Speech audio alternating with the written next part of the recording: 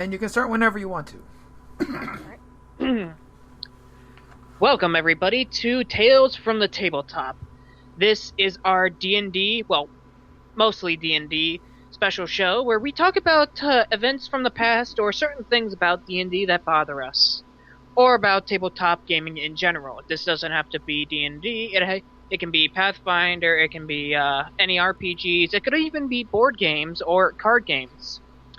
This is going to be a quick This is not going to be a and weekly episode, maybe bi-weekly, because coming up with material every now and then is probably going to be hard to do, and since we probably only get around to tabletopping every now and then, it's that a bit more rare to have like the great stories, so we're going to need to pile up a lot of stuff if we want to impress you guys. Anyways, I should introduce myself. My name is Darren Ashenauer. You know me from the Sunset Flip podcast, as well as my co-host, who hosts that podcast, Casey Culbertson. Yeah, it's or Double C. Double C. Because I'm hip and young like that, yo. Yeah, whatever. Anyways, tonight's topic we're going to be talking about is the Time Dragon. Now, Casey was adamant about a story he was going to tell me about a DMPC. Now, anybody who knows this means that the Dungeon Master is also playing a player character as well. So, how did that go out? Well, let's see. Usually when a DM has to use a DMPC is usually when there aren't enough players. You know, it happens sometimes. Yeah, that's around, like, maybe you have around 2 to 3 players, or if you're if you're just showing off for one player, just showing off what the game is usually about, you're gonna have, like, some DMPCs. Mm-hmm.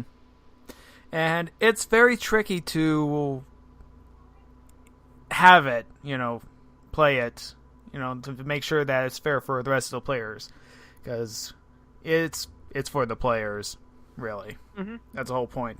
Okay, so this particular story starts out as this was set up as an evil campaign. I'm sensing some dread already, because I've never been a fan of the evil campaign. Yeah. However, as we went along... Oh, wait, hold on 1 second. Is this the one with Puck in it? Yes. Ah, sweet. Yes. So, my changeling rogue, Puck, a.k.a. Lady Fragwell. A character, actually, he imported to my first DM game that we first got introduced to each other with. Mm-hmm. So, this particular campaign had 3 players. Myself, my current roommate, and a friend. And it was all supposed to be an evil campaign because we were all going like, hey, we're going to be evil for once. And DM, which was a former member of the group, no longer a member of the group, wanted to DM, so here we are. So, yeah, pretty much telling me... Sorry to cut you off there, Casey, but... pretty much you're telling me that you guys wanted to be evil just like the cool kids, huh? Yeah, like the cool kids. Alright. That's always fun. And that's one of the major things I don't get about evil campaigns in general, is you're doing the same thing that you would probably doing in a good campaign. Maybe there would be a few tweaks, like you're more rampantly killing people, or you're just not having that much care of human dignity, or you're doing things against greed. But my main issue with like evil parties or evil campaigns is, if anybody has read Streams of Silver, the second R.A. Salvatore book that had Dristorden in it, you know how well evil characters get along. They do not get along at all. Most of the time, they're willing to stab each other in the back just for the shits and giggles, or for their own purposes. And guess what? That's how it mainly turns out. Okay. So, in this campaign, like I said, I was playing a changeling rogue. One of the other players was playing a dread necromancer. I've never played those, but I heard about them. Specializing in skeletons. And the other one was a dry lich. A dry lich? From the Sandstorm book. Ah. Yeah. Basically what the dry lich was that you would have an aura of basically drying everything out. Heat. Fire aura, almost. So pretty much you were like the opposite of a drowned. Right. Instead of suffocating people by drowning them, you exhaust them to death because of dehydration. Right. That's horrifying. Mm-hmm. And we were like, we started out the campaign high level, pretty much, like 13 or something. And the campaign started out where we were just meeting each other, and we were chasing down the assumed hero of the town, a dragon slayer. Now, we incidentally meet up with the dragon. We didn't know what color it was right away because, well, it never came up. See? Some things that you don't know off the top of the head. Yeah. So, we meet up with this dragon, and everything's fine and dandy. We try to find this hero because we're going to stop him because he's a hero. Because he's the good guy. He's a good guy. So we go into his castle, totally screw everything up, go down a hallway, and end up meeting Death himself, the Grim Reaper. Well, that would be interesting. That's interesting when you think about it. You meet the Grim Reaper, and you have two undead characters already with you. Right. Well, technically, the Drag Necromancer wasn't undead yet. Okay, so one undead creature with you. Yeah. And he gives us a talk to stop the hero because he's getting dragon orbs to control all the dragons. So wait. It's supposed to be an evil campaign. So it's supposed to be... So he's literally just gathering Dragon Balls, is what you're saying? Yes, because these dragon orbs have the power to control dragons themselves. That would have been 10 times funnier if you had to grab 7 and you got a wish for it. Well, as it turned out, they turned into orbs of magic schools. Or something dumb like that, I don't know. But dragon orbs turned into schools of magic, okay. That's kind of weird. So, like what? The black dragon was was the orb of necromancy or some shit like that? That was never explained. Explained. That's the loveliest thing, is when the DM just doesn't tell you shit. Yeah, so... So we were given this task, okay, and then we go dungeon crawling for a long while. You know, we haven't really done anything evil yet. Mm-hmm. Really. Except for steal a bunch of stuff, like masterwork books. A ton of them. So we were totally, rich. Please. I remember you guys. That's evil. Then all of you guys in my first campaign were the evilest bastards in the world. Mm-hmm. Because you stole, outright masterwork books. You stole pretty much everything from that one castle I sent you to. Yeah, we ended up with millions of gold. Nice. So, we got decked out in gear and all that stuff. So, then we go back into the castle, and we end up going into a portal into another town, like a drow city sort of thing. But it didn't just have drow. It had, a bunch of other races, too. Was it, pure evil races, or no, was it... It was everything. Okay. We fought some highly... We fought some big purple worms. I mean, Colossal Plus. Yikes. Yeah, that is big. Oh yeah, that's right. I forgot about the whole death thing. Yeah, to aid us on our path, Death gave us artifacts. Wow. To say this DM was generous would be an understatement, isn't it? Yeah. So, not only and these artifacts obviously had powers. They were also intelligent items. I had a cloak. One person had a medallion. Another person had the scythe. Oh, the scythe. Let me guess. That thing was a bastard and a half? Yeah, sure.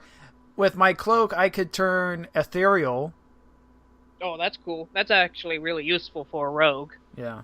The amulet had like information or something that didn't really pan out too well. And then the scythe, I'll get to the scythe later. All right. Yeah, so... By the way, this time dragon thing, it's coming.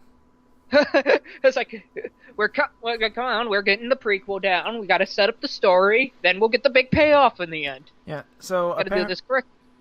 Yeah, so apparently in this town, we were thinking, well, we're supposed to get these stupid dragon orbs, so we got to get out of this town. However, we don't know how that is. The people of the town don't know how to get out either. They're just kind of, surviving on their own. And we end up having a heroic campaign anyway. So, it turned from an evil campaign to a heroic campaign. Yeah. Wow, that was never... Then if that was the case, dude, that was never meant to be an evil campaign to begin with. I know, but it was going... I know. And now to our DMPC itself, the dragon. So, we were all hitting epic level. That was a given because of these Colossal Plus worms and stuff. Mm-hmm. So did the dragon. And it turned out it was a time dragon. Why? I don't know. Now, with time dragons, the time dragon's in an issue of the Dragon magazine. Probably for good reason. Yeah. I don't know. Personally, I don't know much about the time dragon itself. I'm more familiar with, like, the basic big three, like the planar dragons, which are pretty much the crystalline dragons, the metallic dragons, and the chromatic dragons. Mm-hmm. So I have no idea what the time dragon's all about. The time dragon has the breath weapon to age you by decades. Jesus, that's powerful.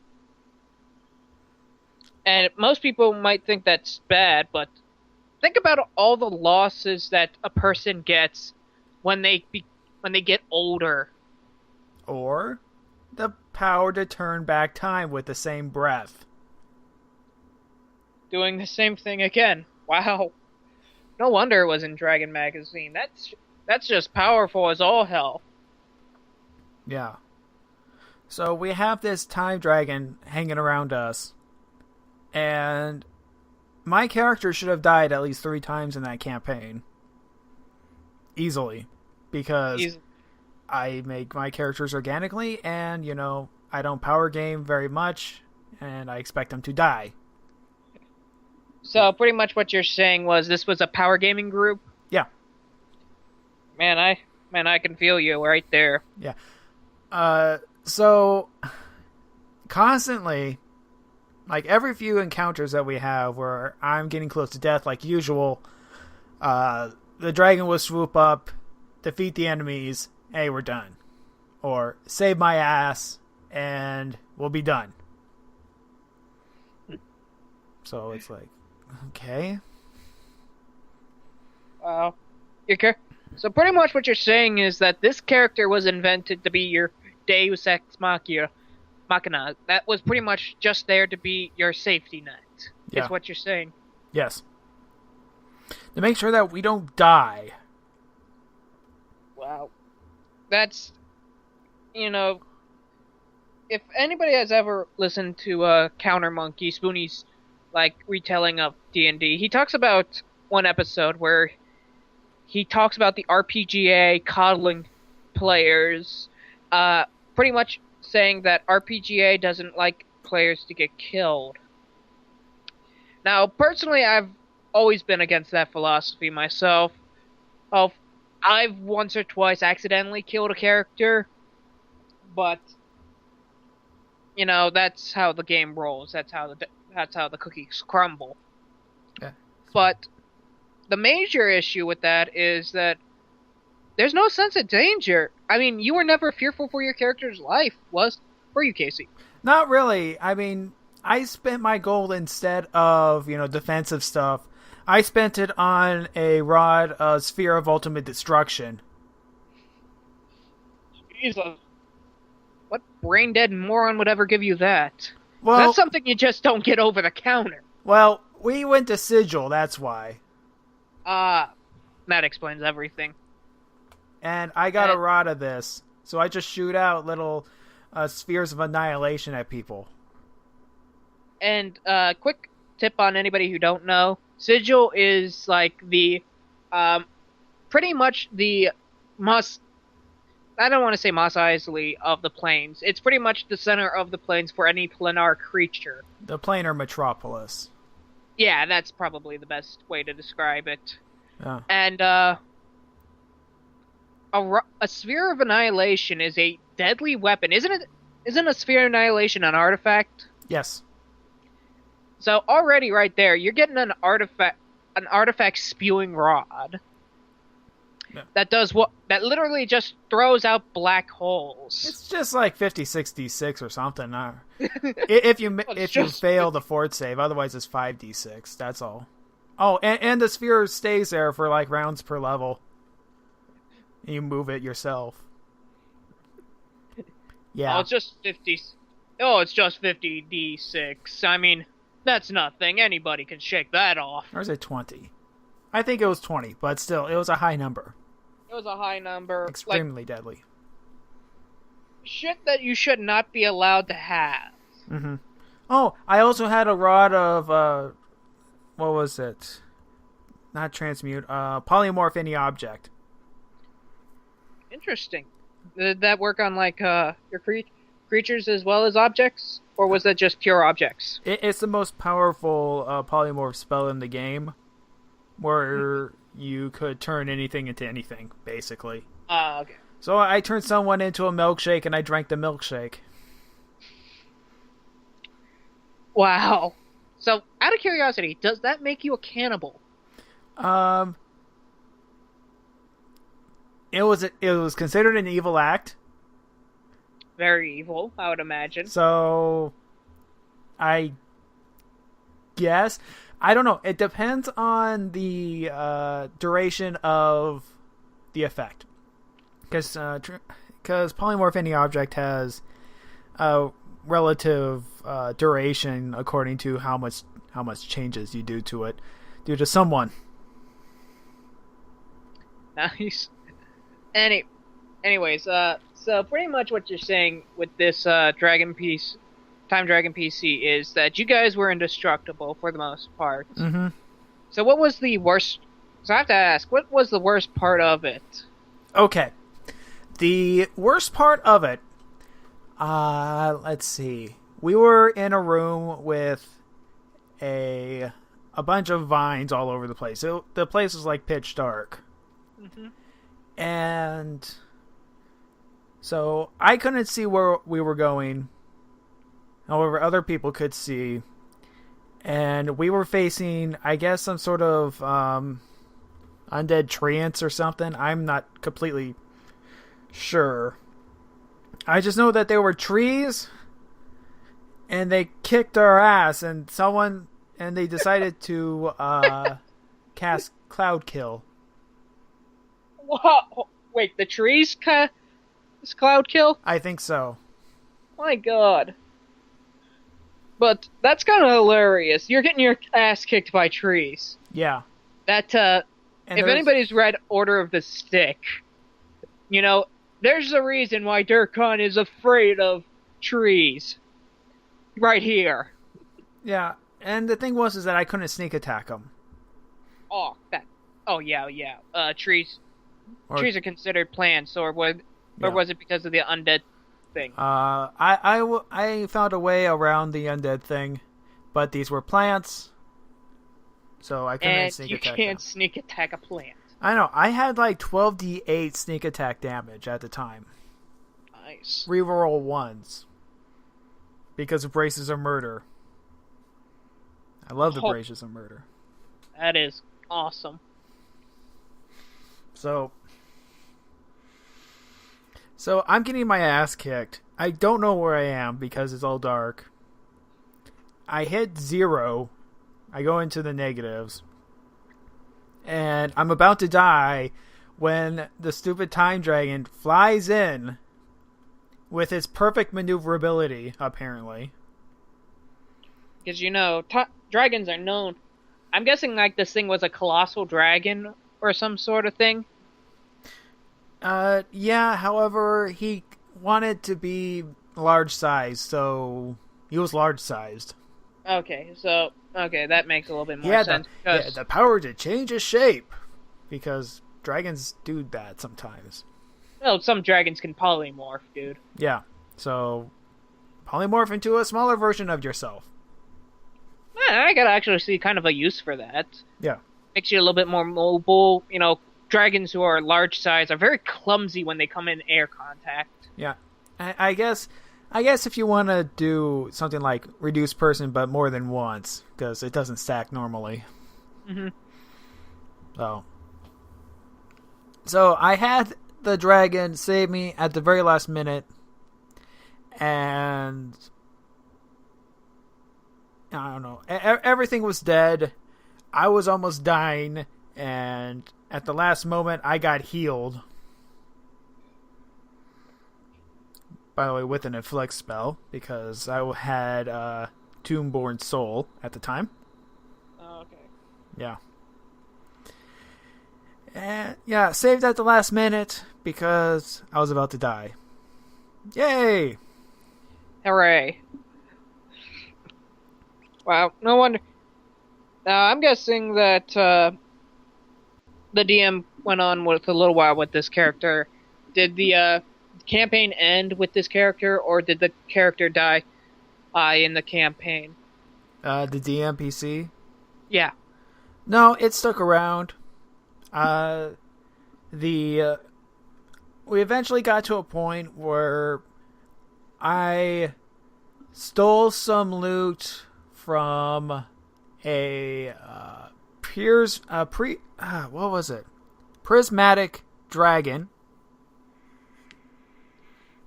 I'm guessing I took some of the horde. I'm guessing that your DM was a huge fan of the Dragon magazine. Yeah. You see, we had to find this key to the door. Mm-hmm. And the dragon said we could take the key. However, I found a very nice pair of boots. My character liked boots, so I took it with me. The dragon turned out to be a prismatic dragon. No. Or was it? No, it was a prismatic dragon first, and then it turned into a force dragon. So, what, it polymorphed into a force dragon? No, it was like an illusion spell or something. Oh, okay. Yeah. So, it was really a force dragon. Wow. Shocking! What a twist! Yeah, and my character was also pregnant at the time because of circumstances I don't really want to get into. That's another show. Oh yeah, we could talk about that next time, because I want to talk about the Star Wars campaign next time. Mm-hmm. Yeah, so the campaign pretty much ended there because we were kind of fed up with it. It was going really nowhere at all. And his next campaign was a lot worse. Well, couldn't be. How bad could it have been? I mean, you had a safety net over everything. No. Well, not really. Oh, his next campaign wasn't so much the safety net. It was more like the overabundance of the bluff skill. It became one of those campaigns where everybody lied. Mm-hmm. And anybody who's played with a guy who just overuses a skill to death. I mean, you pretty much got me sick of me doing arcane whenever I had Brant around. Oh no, I expected it. Because that at least makes a little bit of sense because he was a magic user.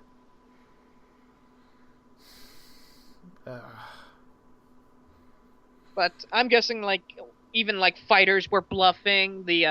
Everybody was some sort of rogue who knew how to bluff. It was something like that. It was a kid wizard, and I forget what the other class was, but eventually multi-class into Paladin of Freedom. Oh, the chaotic good paladin? Yeah. Mm-hmm. And I was playing a bard, and I passed out because we were in the snowfields. I got frostbite, woke up in a village, and thanks to the party, I was led to believe that I was in the future because I slept for 20 years, and there was an epidemic of demonic bunnies.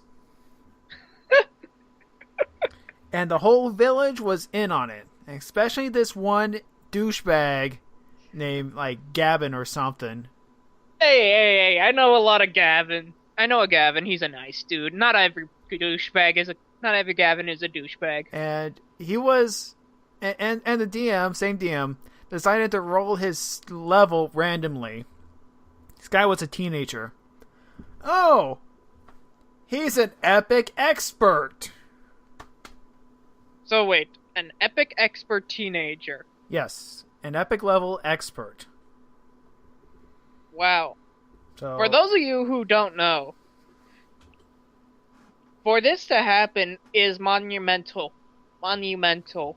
Because, an epic level expert would be a guy who's trained at his skill for years. This would be the master blacksmith. We were level 3.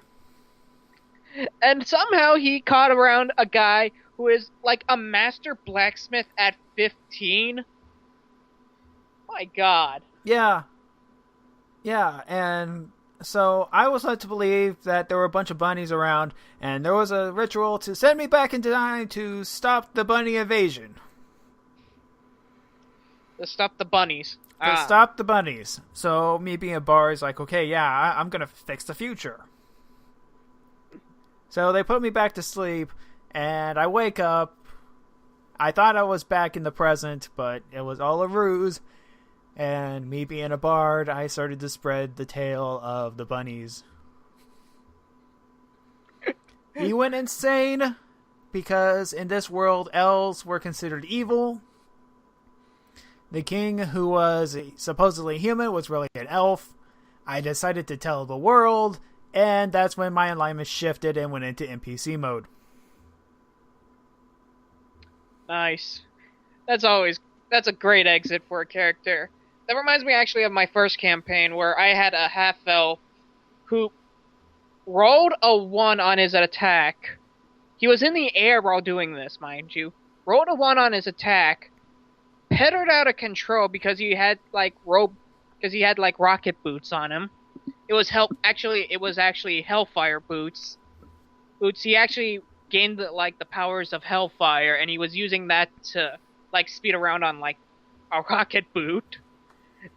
I rolled a 1 while using the rocket boots, fell into a prismatic spray, Ooh. and the campaign ended with my character going nutso. So pretty much the campaign ended with my guy being nuts in hell. That's a hell of a way to end your first campaign. Oh, yeah. No triumph or anything, just a bittersweet fact that your guy went nuts. Well, I think that's actually going to be enough for us for tonight. This was fun, Casey. Want to come back maybe next week or the week after for this? Sure thing. I have tons of stories, like the Legend of Bomar. The Legend of Bomar. Oh god, be interesting. Yes. But that's not going to be for another time though. Next week we're going to discuss about woman issues. and the Star Wars campaign that turned a character off of Star Wars that turned off a player off of Star Wars RPGs completely. So, until next time, that was KC Culbertson, Double C. I'm Darren Eschenauer. I'll see you all around at the tabletop. See ya.